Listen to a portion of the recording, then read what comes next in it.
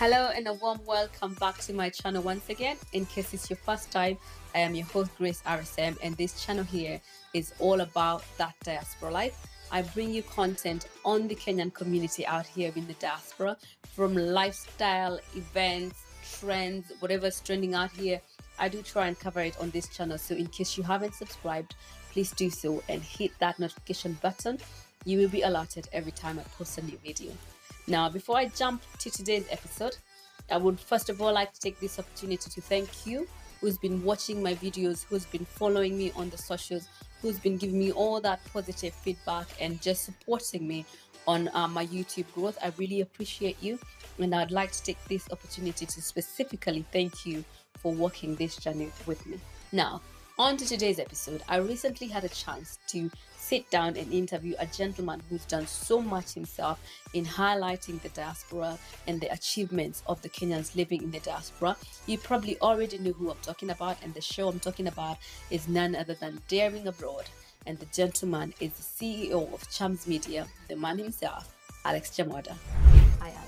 Hi, Grace. Nice. I'm happy to be on your show. Thank you so much. Little did I know that I can be hosted like this in London. Yeah. Thank you. Yes, I did hear you were coming, and I thought I'm going to grab this chance and we can get to learn more about Alex. Now, I think we're going to start from the beginning. Yes.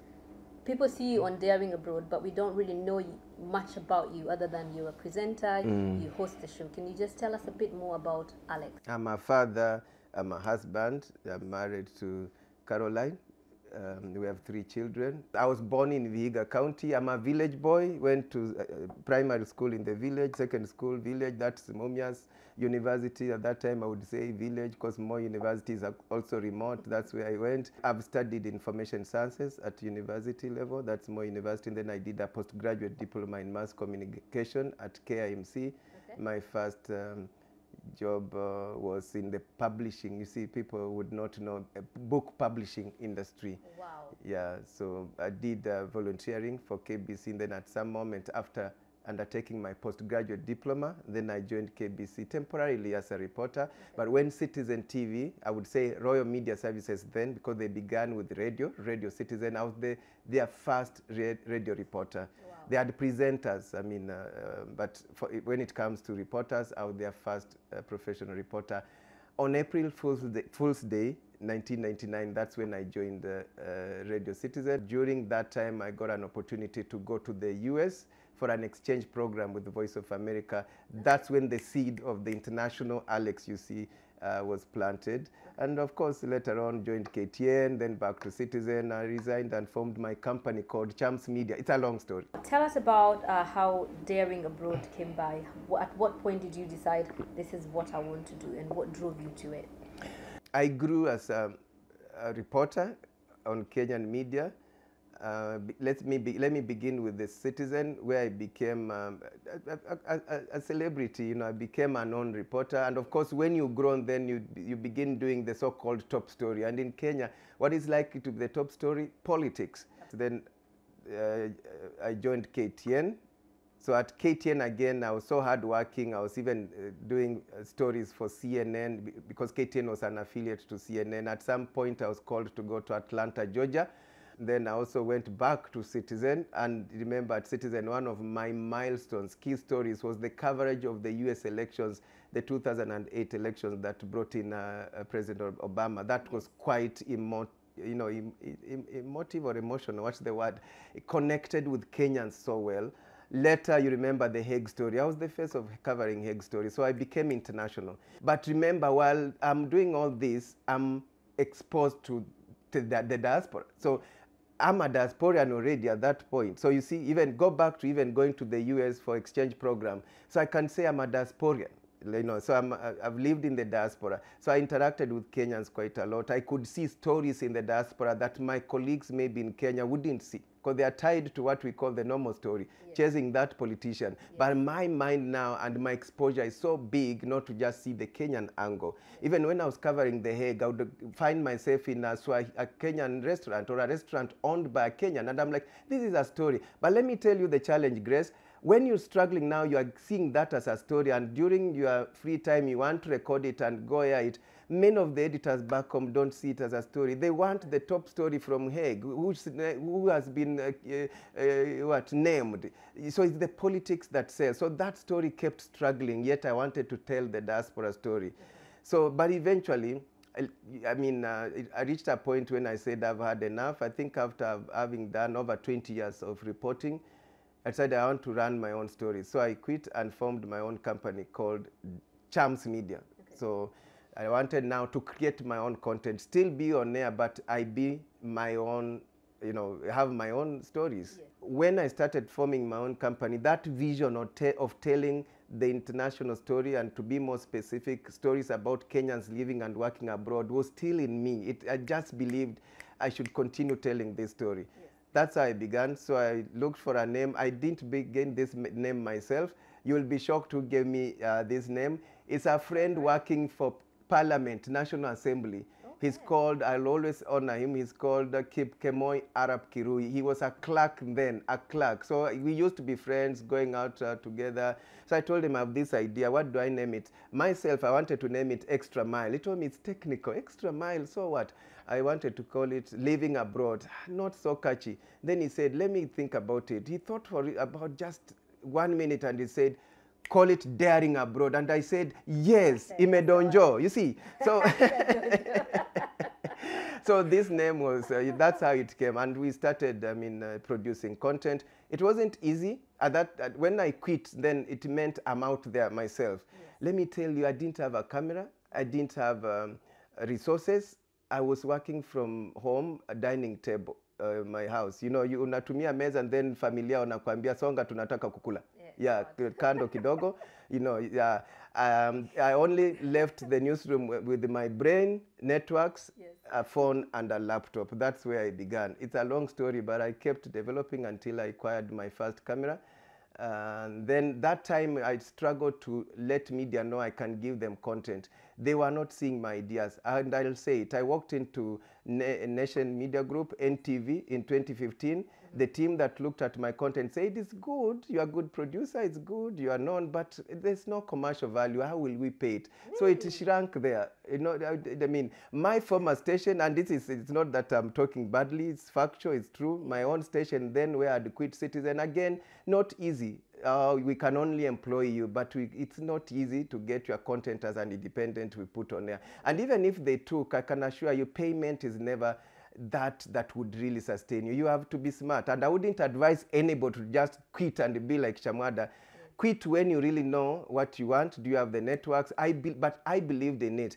But it wasn't easy. I stayed for over a year without my content being on air. And fun enough, at some point, my wife was working with you, lost her job because you was closing. So we are looking at each other. We are both jobless. So it's never easy. When people see Alex in Australia, US, wherever, there was somewhere you began and didn't have resources. Yes. But the breakthrough came when now KTN News Channel began. Now there was KTN, we know, KTN Home, then KTN News Channel. But they needed content, and the management and the editors saw sense. So they said, okay, we can air this show, Daring Abroad. I had two shows. So I had two shows on KTN. One was Daring Abroad, about Kenyans living and working abroad, and another show called The Chamwada Report, very popular. That one now was a local show about, and I stuck to development. No sensation, no drama. I believed people want the other story. Let journalists do news and what sensation and dramas we know, but I'll do the happy story, the feel-good story. And again, for me, it was a healing moment because I'd been fed up with the politics and the drama and sensation in the newsroom as the story. And it can be depressing, So for me, it was a healing moment where when I do a happy story, Daring Abroad is a happy story, Chamwada Report, I go to bed even happy. So I'm happy, and it's content that you can watch with your family, with your children, and so on. Yes. So it kept growing, and it now became Daring Abroad and Chamwada Report, top shows on KTN News Channel. That's how it began. I'll leave it at KTN for the moment, but if I were to continue, I'll take you where now we moved to NTV. I think it's very important that you have explained it didn't just set off like you expected and the challenges behind it, because I think people see daring abroad and they don't know that you've had challenges getting there. They see the end product, but they don't Not the know process. exactly. They don't know the process, and it's a good thing that we've actually getting to understand and see your process to daring abroad. Now, has that model worked, or has anything changed since you started airing daring abroad? So, Grace, what happened then at KTN? They were paying me, you know, per episode, which means if I've not supplied, no pay.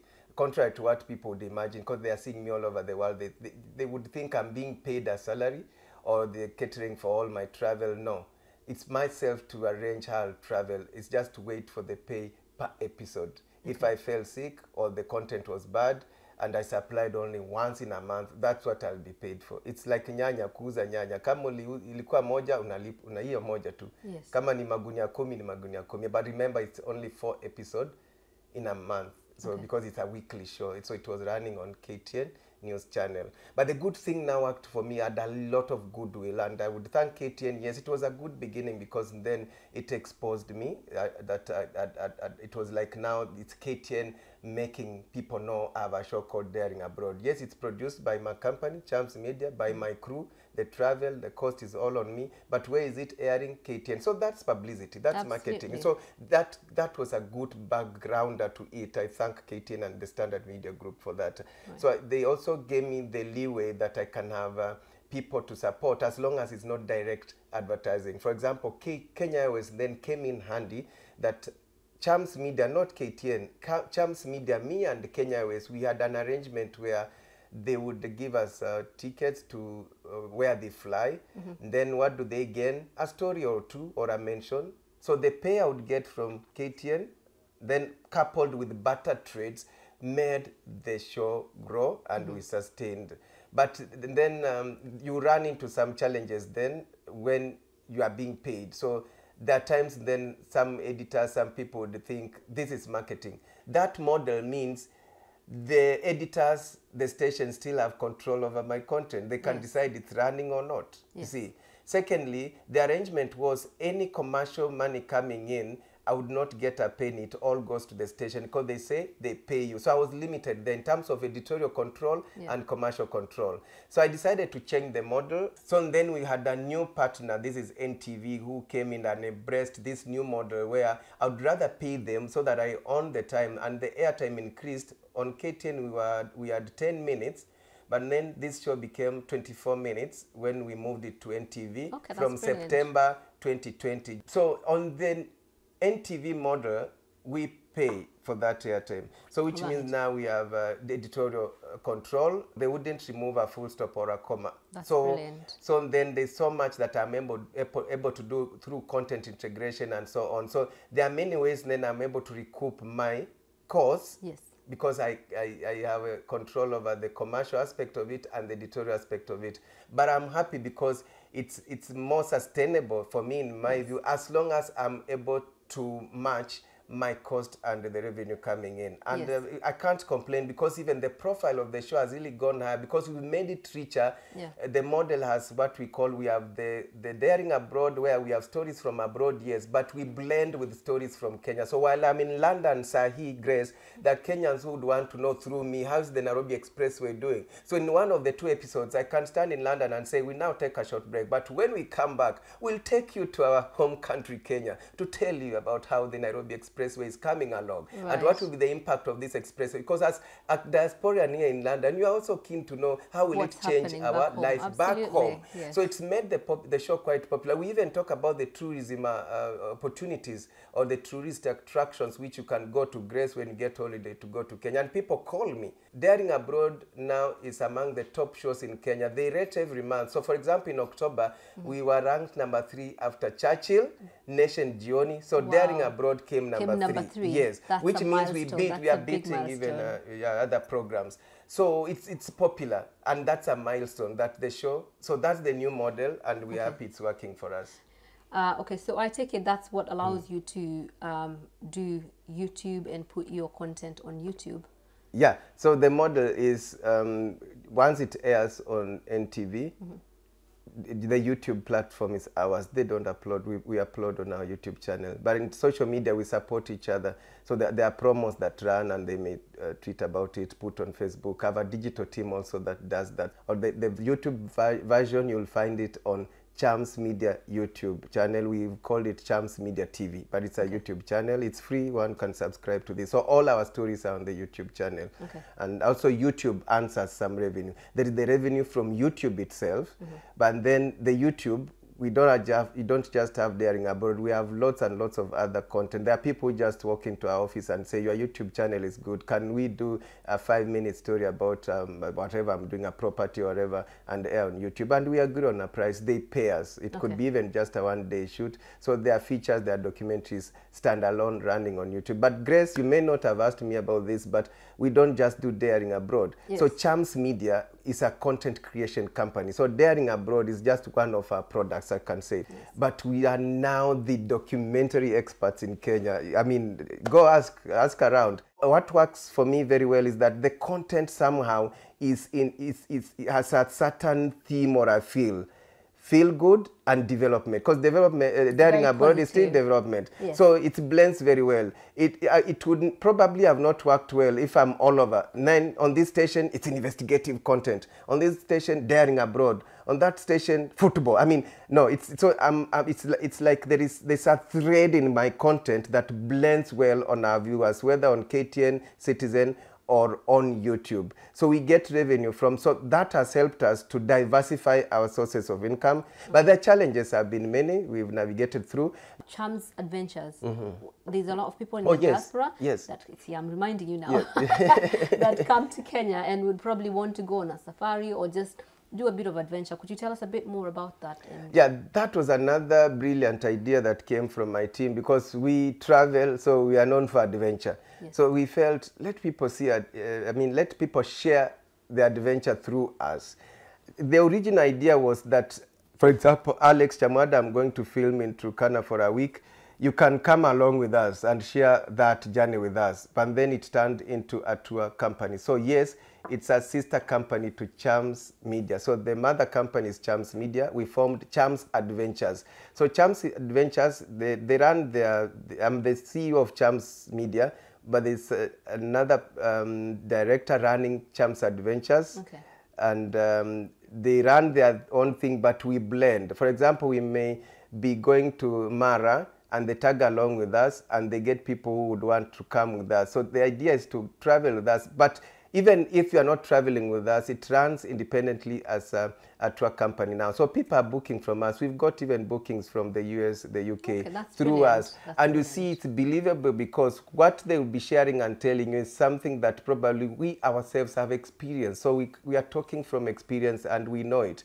So it's believable. Now I'm going to wind up, but I don't think this show would be complete without this question. Now there's a lot of upcoming content creators, myself included, and I think the biggest challenge is just getting the show off the ground.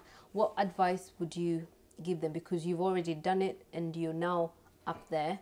And like you said, there's been a few struggles and a few hitches and challenges along the way. What advice would you give to content creators right now trying to come up with channels and find a niche for themselves? One, find a niche. You've said it very well. Know what you want. You can't be everything. You know, it won't work. You can't be everything. Find a new thing. Like, for example, Daring Abroad was a new thing. So find a new thing. And even if you really want to compete, then really make yours really different from what is existing. Otherwise, you won't make it. So know what you want. Secondly is be focused, be resilient, and tap into your networks. People say, if I'm not experienced, I didn't work for 20 years like Chamwada, how would I? Networks are everywhere. Networks is your church. I mean, where you go to, there are many people in that church. You see, those are networks.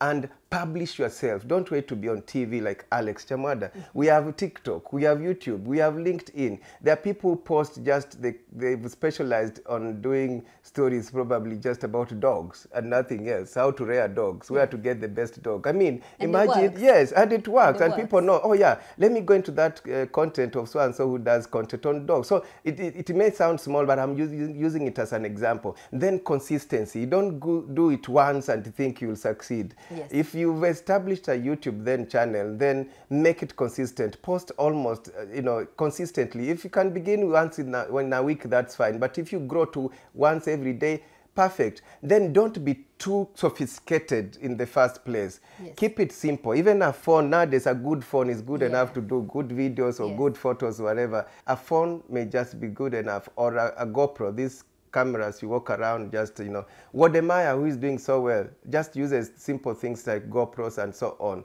Then look around for potential partners. You may not get money immediately, people giving you money, buying your space and so on, but barter trades work well. I've given my example of barter trades. Give me this, I give you this, I give you airtime, So that's what I would advise content creators, yeah. And you find you'll grow step by step, consistency, focus, utagrow. Thank you so much. Thank you so much Yeah. for that, for the advice. Thank Yeah. you for your time. It's been really, really great having you.